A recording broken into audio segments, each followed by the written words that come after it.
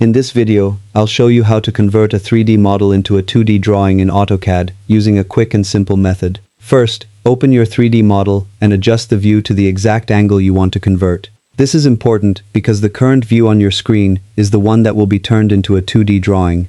Once the view is ready, select the object or objects you want to convert. Next, type FLATSHOT in the command line and press enter. When the FLATSHOT dialog box appears, leave the default settings or adjust them if needed, then click OK. Now click anywhere in the drawing area to place the new 2D view and press enter to confirm the placement. Your 3D model is now converted into a clean 2D representation that you can use for layouts, documentation, or printing.